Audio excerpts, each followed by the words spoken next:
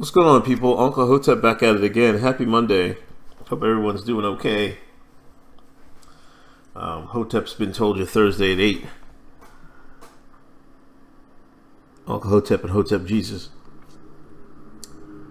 Anyway, New York Times publisher calls Trump's language about journalists increasingly dangerous. A.G. Sulzberger met with the president recently to discuss fake news and warned that Trump's inflammatory language is contributing to a rise in threats against journalists that will lead to violence. People are pissed off. Has any journalist got beat up or anything? I don't think so. You know, I think they've been harassed at parties. I mean, no, not parties, at rallies. But no, there's no, I haven't seen a journalist getting beat up or anything. I told the president directly that I thought his language was not just divisive, but increasingly dangerous. I told him that although the phrase fake news is untrue and harmful, it actually is true. I'm more concerned about his labeling journalists the enemy of the people.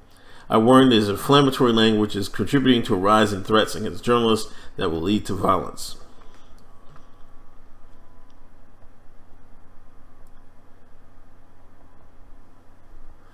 For Trump's part, the president also cited the phrase enemy of the people, a group of words he first used to describe the media in February of last year, tweeting, "Had a very good, interesting meeting at the White House with A.G. Sulzberger, publisher of the New York Times. Spent much time talking about the vast amount of fake news being put out by the media and how the fake news is morphed into the phrase enemy of the people, sad."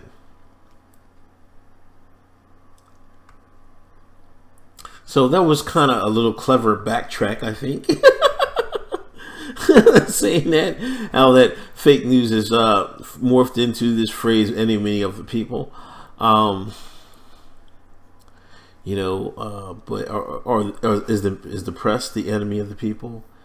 If they do propaganda and that's like dangerous, you know, then surely they are. If they cover stuff up, surely they are. You know, I don't know about having like a political bias. I mean, you should be able to sniff that out. But that's neither here nor there. Throughout the conversation, I emphasized that President Trump, like previous presidents, was upset with coverage of his administration. He was, of course, free to tell the world. I made it clear repeatedly that I was not asking for him to soften his attack on the Times if he felt our coverage was unfair. Instead, I implored him to reconsider his broader attacks on journalism, which I believe are dangerous and harmful to our country. You know, I hate how these journalists, you know, and just want to take their positions in America for granted. You know, yes, you're important, but that's if you tell the truth, if you report the truth. You know what I mean? I find it funny. Where was this when we went to attack Iraq? It was nowhere to be found. Y'all sit there, man. Listen, y'all sit there and had them do. They made films while the war was damn near still on.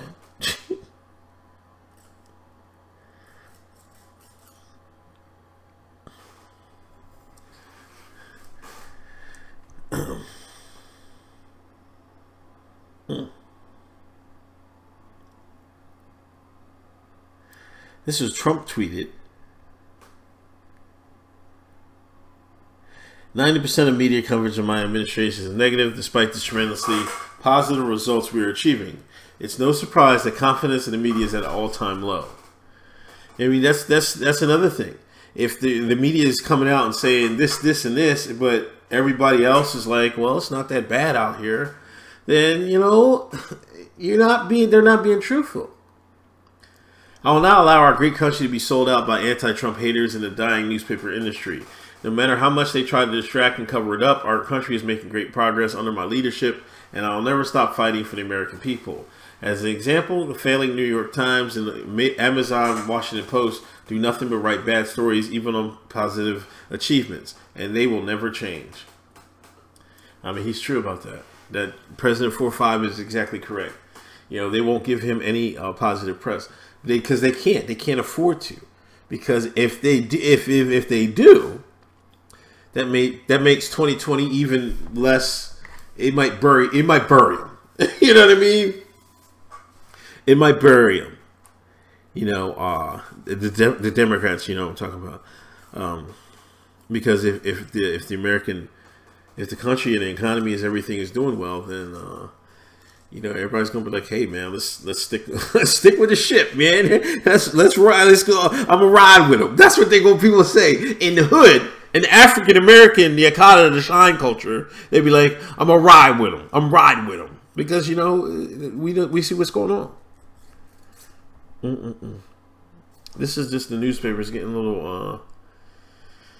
The Times is just trying to fight back because they never had faced anything like this, and it's working.